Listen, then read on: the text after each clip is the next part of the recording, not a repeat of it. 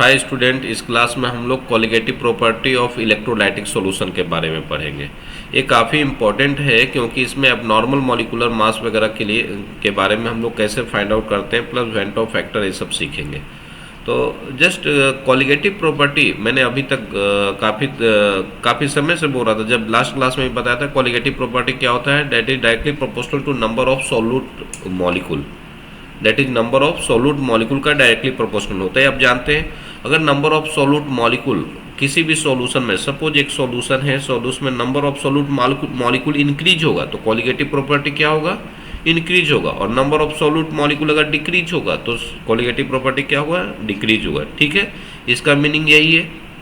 अगर आपसे क्वेश्चन पूछा जाए अगर number of solute molecule increase कर देंगे तो कॉलिगेटिव प्रॉपर्टी इंक्रीज हो जाएगा, पैरेलली अगर डिक्रीज कर देंगे तो डिक्रीज होगा। एक और मॉलिकुलर वेट से या molecular mass, molecular weight and molecular mass chemistry में दोनों सेम वर्ड है। इसका फिजिक्स में वेट और मास अलग होगा, बट केमिस्ट्री में बोथ आर सेम वर्ड। तो आप वेट और मास में कभी कंफ्यूज मत होइएगा। मॉलिकुलर वेट या मॉलिकुलर मास ऑफ सॉल्यूट, इसका कॉलिगेटिव प्रॉपर्टी से क्या रिलेशन होता है? क्योंकि नंबर ऑफ सॉल्यूट मॉलिक्यूल से ना हम कुछ मैथमेटिकल रिलेशन नहीं फाइंड आउट कर पाएंगे। इसके लिए हमको क्या चाहिए? कॉलिगेटिव प्रॉपर्टी का एक रिलेशन देखना है मॉलिकुलर वेट्स का, मॉलिकुलर वेट से क्या रिलेशन। तो इसका रिलेशन होता है इनवर्सली प्रोपोर्शनल का, यानी अगर मॉलिकुलर वेट इंक्रीज होगा तो कॉलिगेटिव प्रॉपर्टी डिक्रीज होगा। मॉलिकुलर वेट ऑफ सॉल्यूट अगर डिक्रीज होगा तो कॉलिगेटिव प्रॉपर्टी इंक्रीज होगा।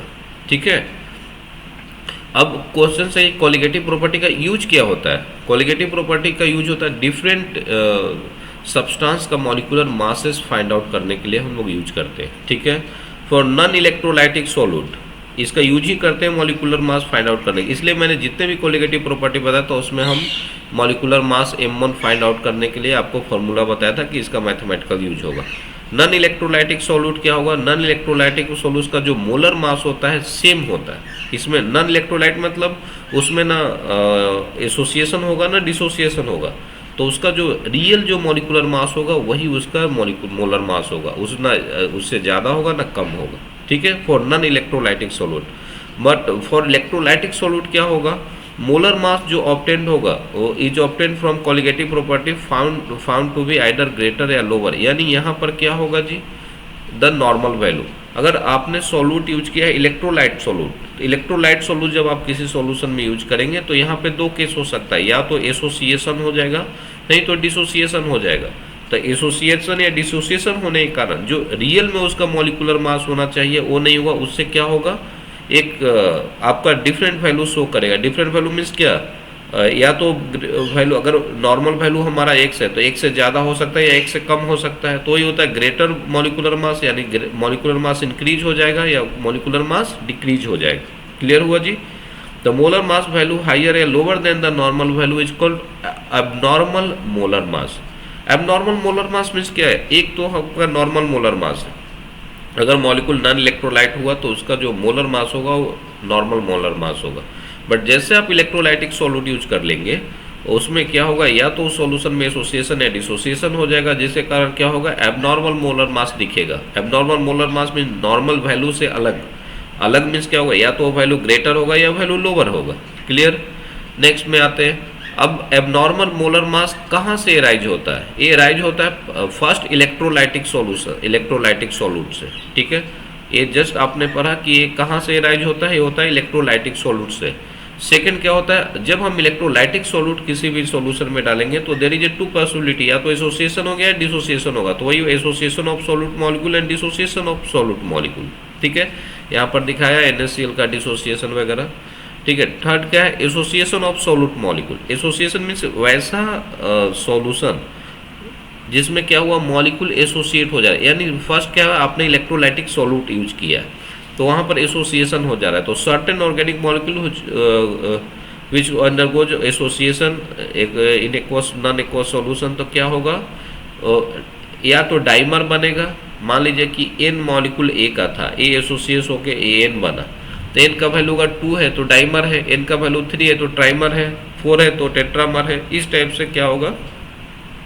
मॉलिक्यूल, लार्ज मॉलिक्यूल एसोसिएट होते जाएगा। ठीक है, अब as a result molecular association होगा तो अब किसी सॉल्यूशन में मॉलिक्यूलर एसोसिएशन हो रहा है, इट मीन्स क्या हो, बहुत सारा जो सॉल्यूट का मॉलिक्यूल होगा मिलके एक मॉलिक्यूल बन जाएगा, ठीक है। जैसे तब वहाँ पर क्या होगा कि total number of solute particle in the solution क्या होगा, कम हो जाएगा। एकदम क्लियर है कि अगर आपने सॉल्यूशन में एसोसिएशन हो रहा है, यानी बहुत सारा जो मॉलिक्यूल है, एन मॉलिक्यूल ऑफ ए मिल के क्या बन रहा है, ए एन।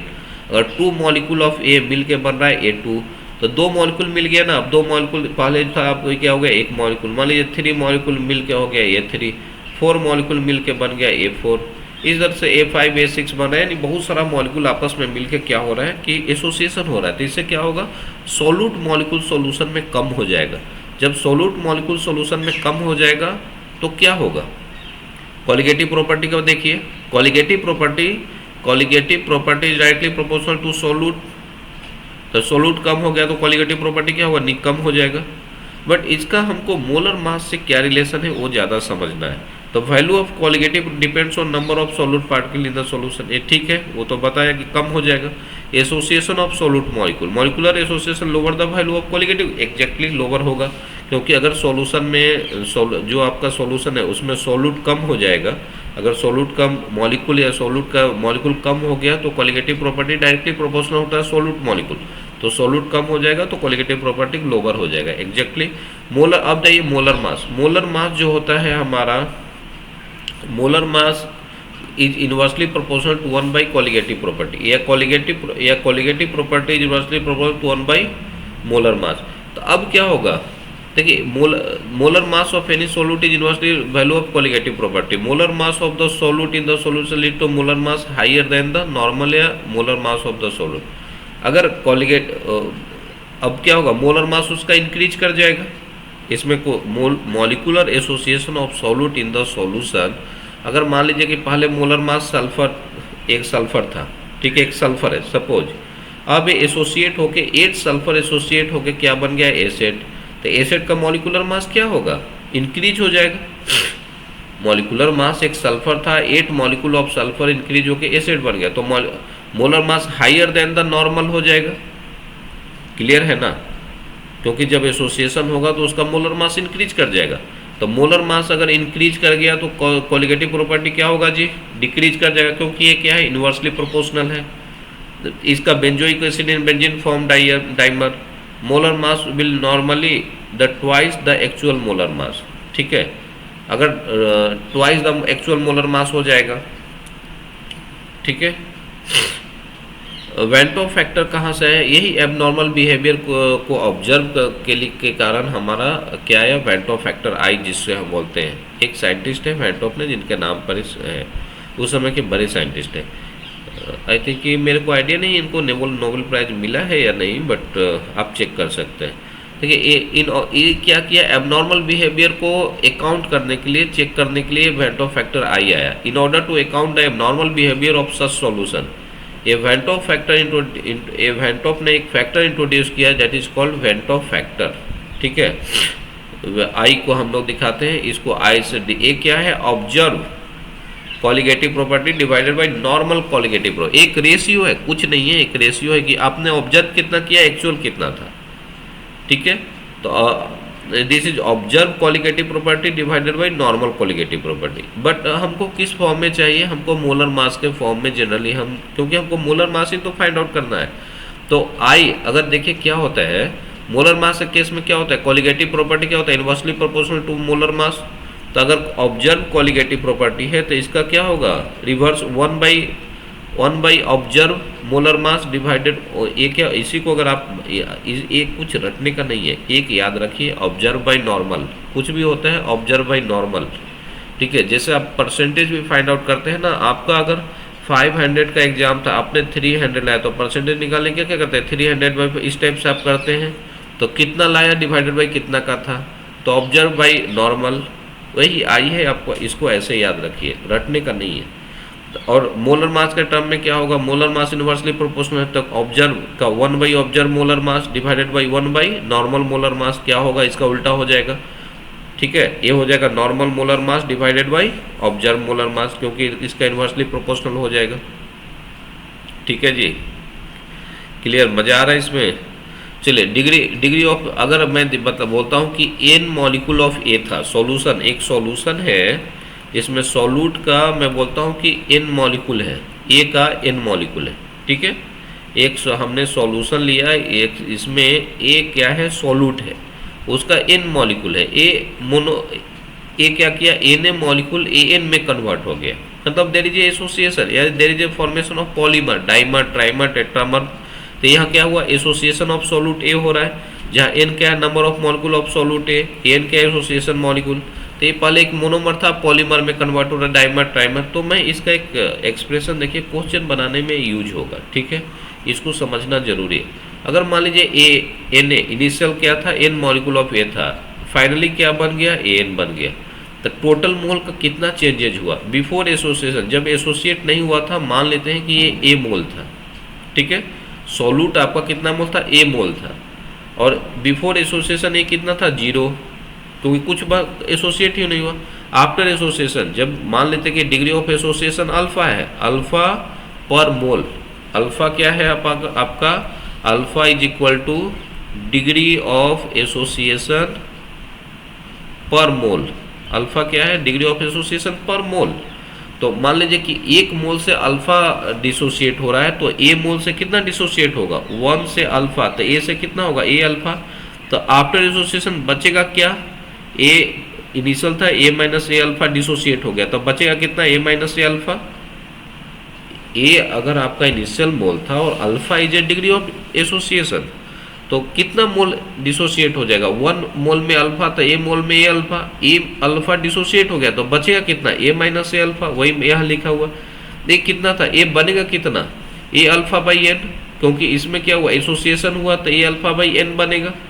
अब टोटल मोल कितना बचेगा, टोटल मोल देखिए यहाँ पर क्या था, A plus 0, that is A plus 0, मतलब आपका क्या हुआ, ए, यहाँ क्या होगा total mole, A minus A alpha plus A alpha by N, A हुआ टोटल मोल। आप ए कॉमन ले लीजिए इससे, तो क्या होगा, 1 minus alpha plus alpha by N, यही चीज़ तो यहाँ लिखा हुआ है टोटल मोल। टोटल मोल केवल सबको जोड़ा हुआ है।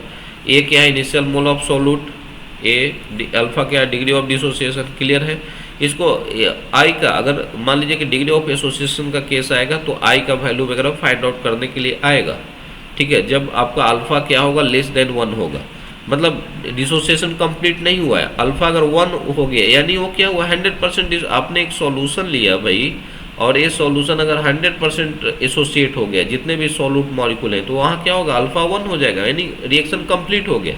लेस देन है मतलब कंप्लीट नहीं हुआ, पार्शियली कुछ परसेंटेज 0.1 0.2% हुआ।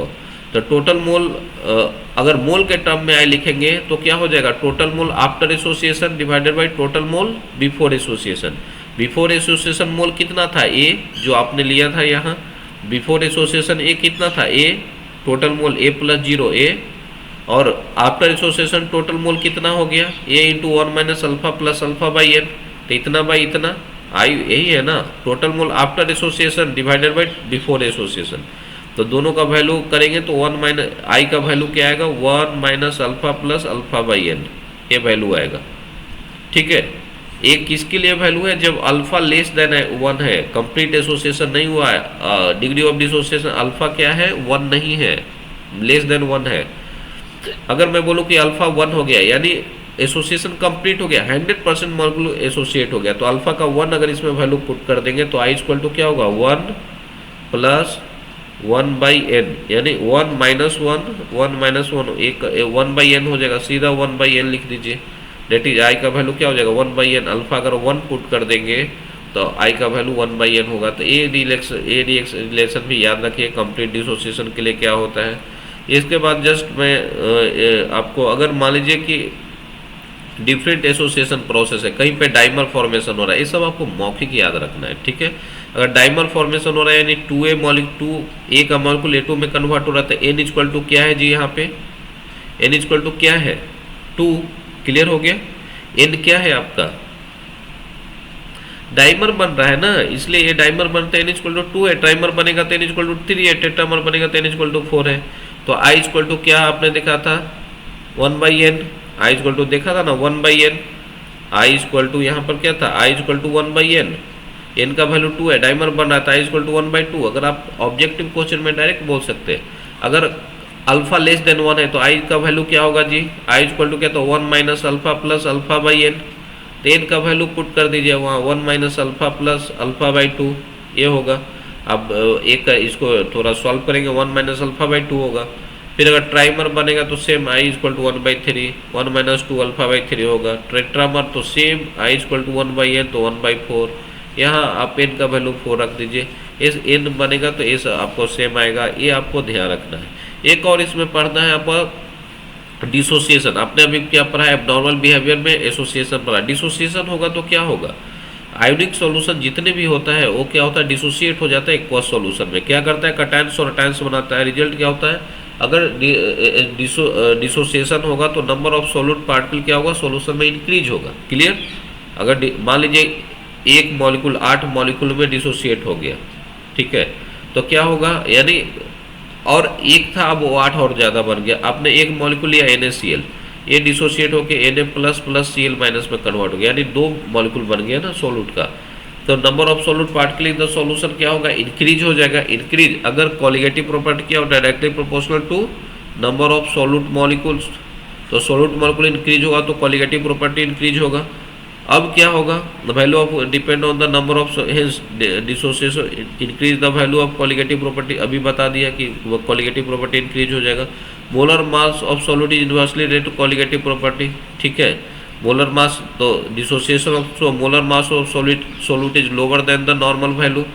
और मान लीजिए कि पहले एसिड था, ठीक है, NaCl था, इसका मोलर मास क्या होगा, ये सब टर्म को ना समझिए, रट के नहीं हो सकता है। ये अब बन गया Na plus plus Cl minus, तो इसका मोलर मास पहले क्या था, ज़्यादा था, अब क्या होगा, मोलर मास कम हो गया, तो मोलर मास ऑफ सॉल्यूट क्या होगा, lower than the normal value हो जाएगा। अगर मोलर मास नॉर्मल हो जाएगा और colligative property inversely 1 by molar mass, molar mass पूरा लिख लीजिए। तो मोलर मास क्या होगा, कम हो गया, तो कॉलिगेटिव प्रॉपर्टी क्या होगा, इंक्रीज होगा। दोनों से सेम ही इस वही for dissociation observed colligative property is greater than normal colligative property, ठीक है। या observed molar mass is greater than normal molar mass, क्योंकि molar mass increase observed molar mass क्या है जी, observed molar mass of solute is less than ना, हाँ, क्योंकि लेस हो जाएगा ना, मोलर मास कम हो जाएगा नॉर्मल मोलर मास से। फॉर डिसोसिएशन क्या होगा, आई इज ग्रेटर देन, वहाँ पर आई क्या, आई इज ग्रेटर देन 1 हो जाएगा, ठीक है। डिसोसिएशन केस में क्या हो जाएगा, आई लेस ग्रेटर देन 1 का मतलब समझे, नहीं समझे, आई का फॉर्मूला में जाइए तब समझ में आ जाएगा। मैं दिखा देता हूँ, देखिए आई का फॉर्मूला में जाइए, आई है क्या, यहाँ आई क्या, ऑब्जर्व बाई नॉर्मल, ठीक है। तो ऑब्जर्व अगर आपको ज़्यादा हो गया और नॉर्मल आपको कम है तो क्या होगा, आई का वैल्यू नॉर्मल ये ज़्यादा है कम है तो आई का वैल्यू ग्रेटर देन 1 हो जाएगा, 1 पॉइंट समथिंग। ऑब्जर्व कम है नॉर्मल ज़्यादा है तो आई का वैल्यू लेस देन 1 होगा।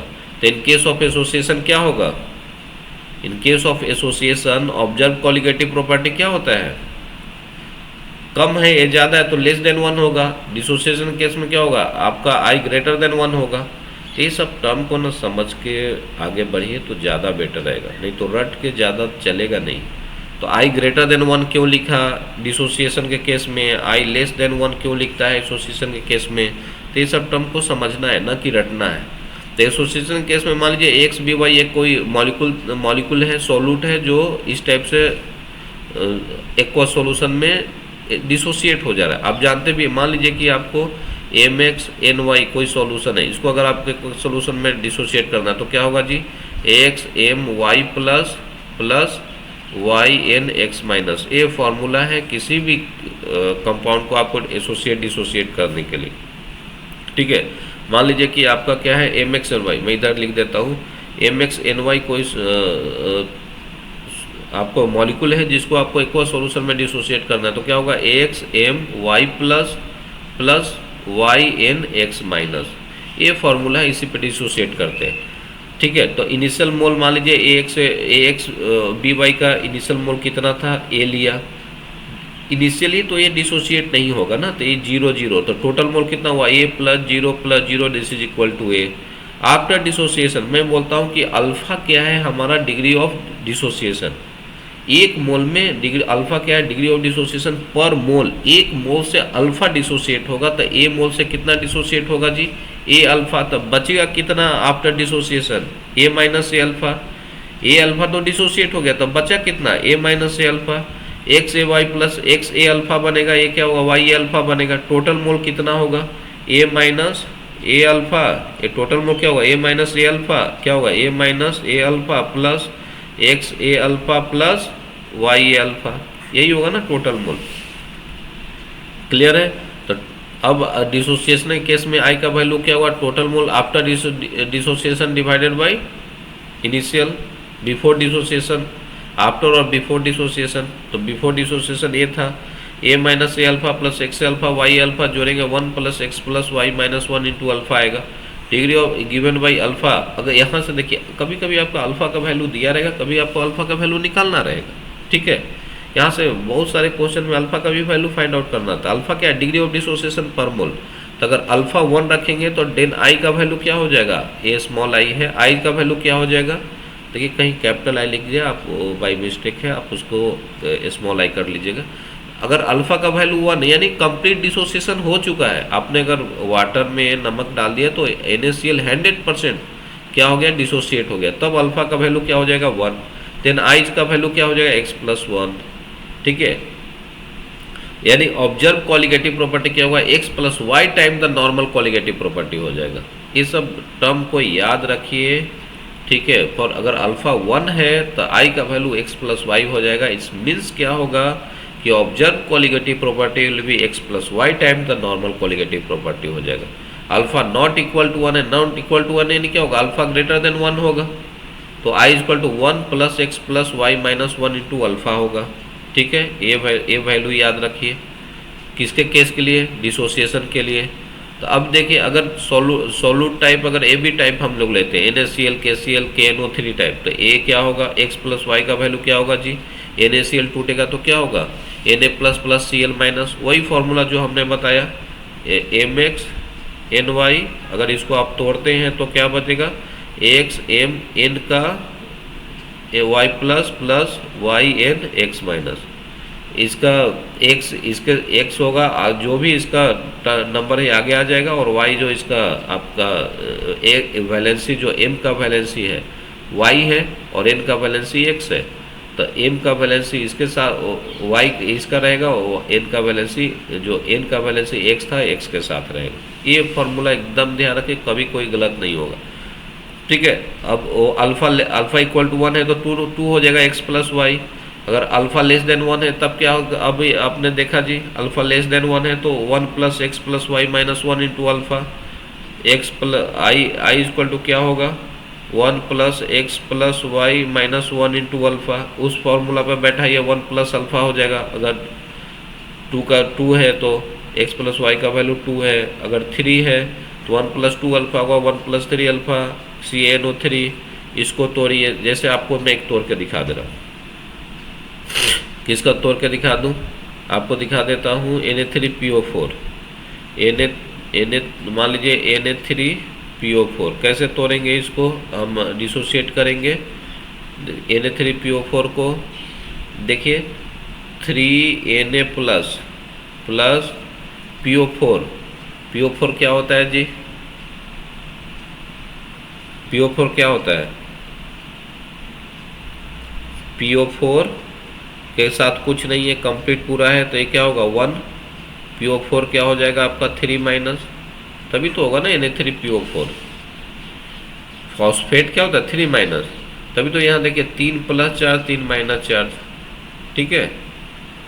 इस टाइप से हम लोग इसको आई निकालना सीखेंगे। उसके बाद जहाँ भी क्वेश्चंस वगैरह, जब मॉलिक्यूल में ना इलेक्ट्रोलाइटिक सॉल्यूट दिया रहेगा, क्वेश्चन में आपका इलेक्ट्रोलाइटिक सॉल्यूट दिया रहेगा, तब आपको डेल्टा टी ऑब्जर्व जो आपने देखा था, डेल्टा टी जो भी था KB इंटू एम इंटू आई हो जाएगा। आपको वेंटर फैक्टर आई से मल्टीप्लाई करना होगा, ठीक है।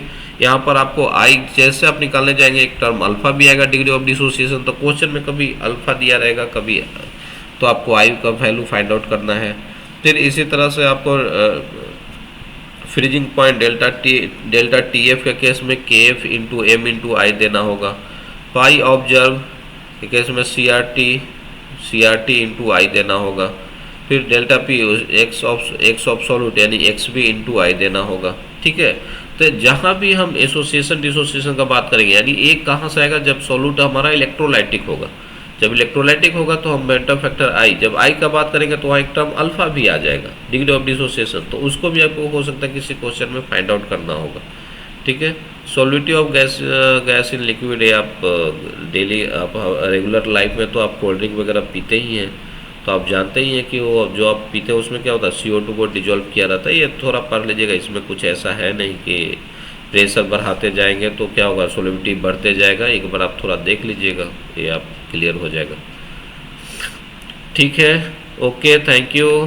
आई थिंक कि आप लोग को एक बार जब कंप्लीट इस वीडियो को देखेंगे ना, आपको बहुत फ़ायदा होगा, कुछ ना कुछ तो फ़ायदा होगा ही, ये मेरा मानना है, आपको कुछ ना कुछ फ़ायदा होगा। Okay, thank you.